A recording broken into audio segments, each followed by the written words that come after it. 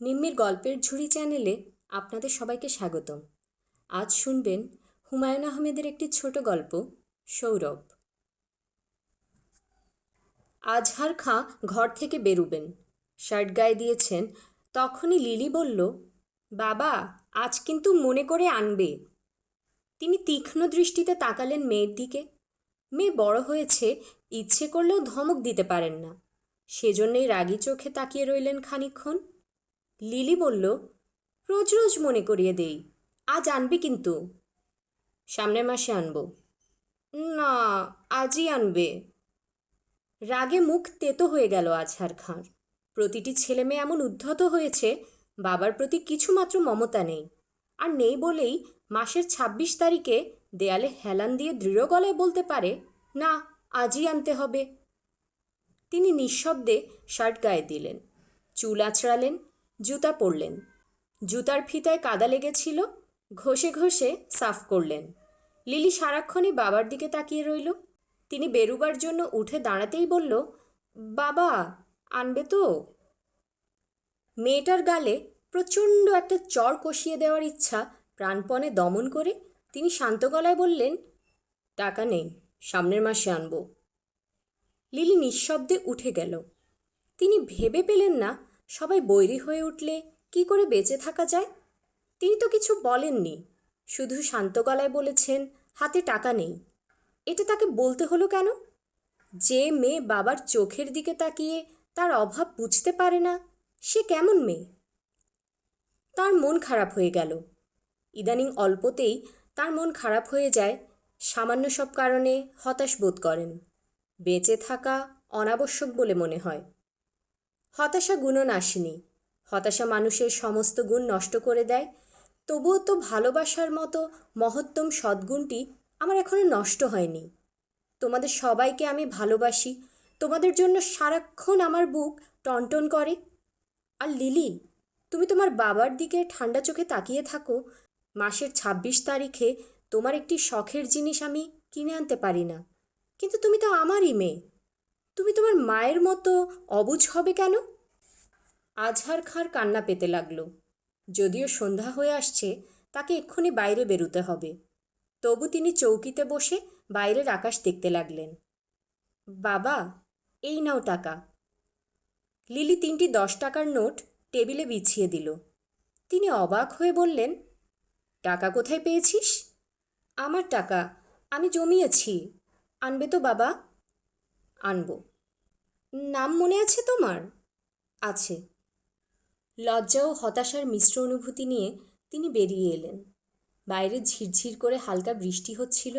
সন্ধ্যা এখনো মিলায়নি। এর মধ্যেই চারদিকের তরল অন্ধকার গাঢ় হয়ে এসেছে। পরিচিত পথঘাটও অপরিচিত লাগছে। ১০ বছর ধরে আমি এই শহরে পড়ে আছি। ১০ বছর খুব দীর্ঘ সময়। এই দীর্ঘ সময়ে আমি রোজ একাই রাস্তায় হাঁটছি, একই ধরনের লোকজনের সঙ্গে কথা বলছি। এই দীর্ঘ সময়ে কোথাও যাইনি। তোমাদের কথা ভেবেই প্রতিটি পয়সা আমাকে সাবধানে খরচ করতে হয়েছে। অফিসে টিফিন আওয়ারে সবাই যখন চায়ের সঙ্গে ২টি করে বিস্কিট খায়, আমি সেখানে ১ কাপ চা নিয়ে বসি, সেও তোমাদের কথা ভেবেই। তোমরা তার প্রতিদানে কি দিয়েছ আমাকে? আমাকে লজ্জা দেওয়ার জন্য লিলি, তুমি তোমার দীর্ঘদিনের জমানো টাকা বের করে আনো। তোমার মা তার ভাইদের কাছ থেকে টাকা চেয়ে ইনিয়ে বিনিয়ে চিঠি লেখে। তার মনে হলো তিনি কুকুরের জীবনযাপন করছেন, স্বাদ আহ্লাদহীন বিরক্তিকর জীবন। তিনি একটি নিঃশ্বাস ফেললেন। বৃষ্টির ছাঁটে আধভেজা হয়ে আজহার খাঁ বাজারে ঢুকলেন। খারাপ আবহাওয়ার জন্য বাজার তেমন জমেনি। সন্ধ্যাবেলা যেমন জমজমাট থাকে চারদিক, সেরকম নয়, কেমন ফাঁকা ফাঁকা। তিনি বড়সড় দেখে একটা স্টেশনারি দোকানে ঢুকে পড়লেন। ইভিনিং ইন প্যারিস সেন্টটা কি আছে আপনাদের?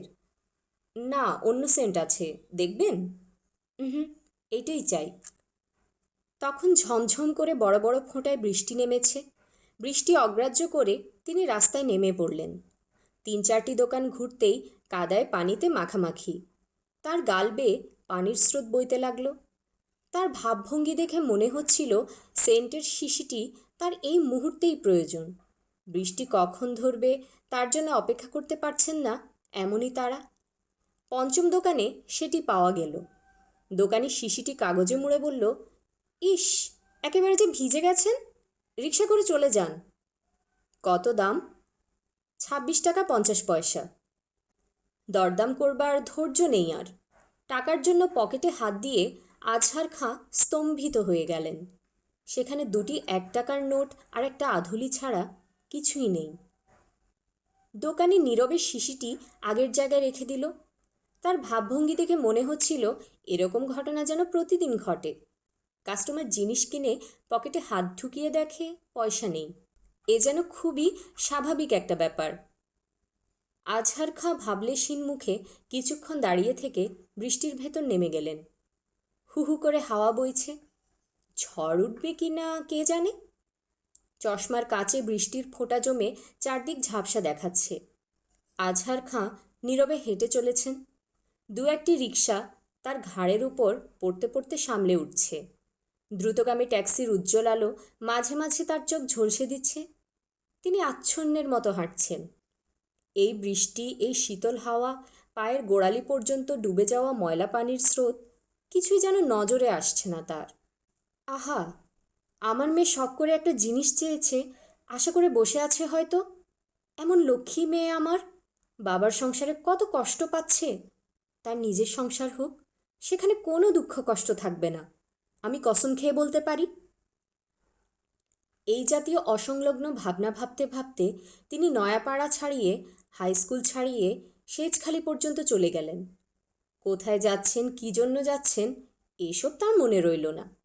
এক সময় ইটে ধাক্কা খেয়ে পানিতে পড়ে গেলেন। উঠে দাঁড়াতে গিয়ে বুঝলেন তার পা টলছে, মাথায় অসম্ভব যন্ত্রণা। পাগলের মতো ঘুরছি কী জন্যে? এই ভেবে ফিরে চললেন উল্টো পথে। বাজারের সীমানা ছাড়িয়ে পোস্ট অফিসের কাছে আসতেই সশব্দে বাজ পড়ল কোথাও। রাত কত হয়েছে কে জানে, বাতি টাতি বিশেষ দেখা যাচ্ছে না, লোকজন শুয়ে পড়েছে।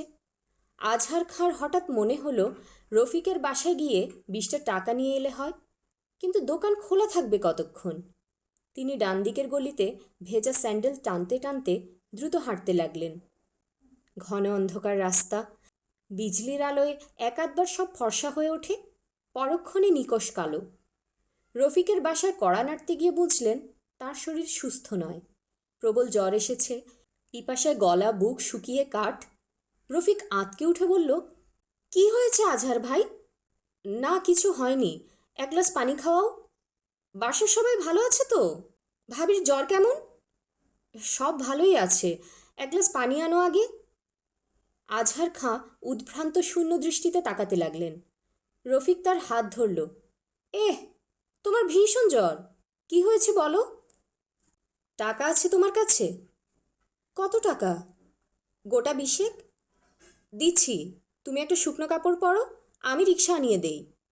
আগে একটু পানি দাও। ঘর বন্ধ করে দোকানিরা শুয়ে পড়েছিল। আজহার খাঁ হতভম্ব হয়ে দরজার সামনে দাঁড়িয়ে রইলেন। রিক্সাওয়ালা বিরক্ত হয়ে বলল, ধাক্কা দেন না স্যার, ভিতরে লোক আছে। তিনি প্রাণপণে দরজায় ঘা দিলেন। ভেতর থেকে শব্দ এলো, কে? তিনি ভাঙা গলায় বললেন, আমি, একটু খুলেন ভাই। কি ব্যাপার? টাকা নিয়ে এসেছি, সেন্টের শিশিটা দিন। খুট করে দরজা খুলে গেল। সন্দেহজনক দৃষ্টিতে দোকানদার তাকিয়ে রইল তার দিকে। তিনি পকেট হাতড়ে টাকা বের করলেন। দোকানদার বলল, আপনার কি হয়েছে? কিছু হয়নি। এত রাতে এলেন কেন? সকালে এলেই পারতেন। রাত কত হয়েছে? 12:30। দ্রুতগতিতে রিক্সা চলছে। তিনি শক্ত হাতে হুড চেপে ধরে আছেন। তার সমস্ত শরীর অবসন্ন হয়ে আসছে। তার মনে হলো তিনি যে কোনো সময় ছিটকে পড়ে যাবেন। বাড়ির কাছাকাছি সমস্ত অঞ্চলটা অন্ধকারে ডুবে আছে। একটি লাইট পোস্টেও আলো নেই। অল্প ঝড় বাদলা হলেই এদিককার সব বাতি নিভে যায়। রিক্সা আজহার খাঁর বাড়ি থেকে একটু দূরে টগরদের বাড়ির সামনে থামল। তিনি দেখলেন হারিকেন জ্বালিয়ে লিলি আর তার মা বারান্দায় বসে আছে। রিক্সার বাতি দেখে দুজনেই উঠে দাঁড়িয়েছে।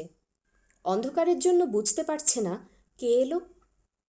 আজহার খাঁ ডাকলেন, লিলি, লিলি। জমে থাকা পানিতে ছপছপ শব্দ তুলে মা ও মেয়ে দুজনই দ্রুত আসছিল। তিনি ব্যস্ত হয়ে রিকশা থেকে নামতে গিয়ে উল্টে পড়লেন। যে জায়গাটায় তিনি হুমড়ি খেয়ে পড়লেন সেখানটায় অদ্ভুত মিষ্টি সুবাস। তিনি ধরা গলায় বললেন, লিলি, তোর শিশিটা ভেঙে গেছে রে। লিলি ফোঁপাতে ফোঁপাতে বলল, আমার শিশি লাগবে না। তোমার কি হয়েছে বাবা? গভীর জ্বরে আচ্ছন্ন হয়ে পড়ে আছেন আজহার খাঁ। রঞ্জু অকাতরে ঘুমুচ্ছে। লিলি আর লিলির মা ভয়কাতর চোখে জেগে বসে আছেন। বাইরে বৃষ্টি স্নাত গভীর রাত। ঘরের ভেতরে হারিকেনের রহস্যময় আলো। জানালা গলে ভিজে হিমেল হাওয়া আসছে। সেই হাওয়া সেন্টের ভাঙা শিশি থেকে কিছু অপরূপ সৌরভ উড়িয়ে আনল। শুনছিলেন হুমায়ুন আহমেদের লেখা একটি ছোট গল্প সৌরভ। পরবর্তী গল্প উপন্যাসগুলো শোনার জন্য কাইন্ডলি চ্যানেলটি সাবস্ক্রাইব করবেন। গল্প পাঠ ভালো লাগলে লাইক এবং শেয়ার দিয়ে পাশে থাকবেন। ধন্যবাদ।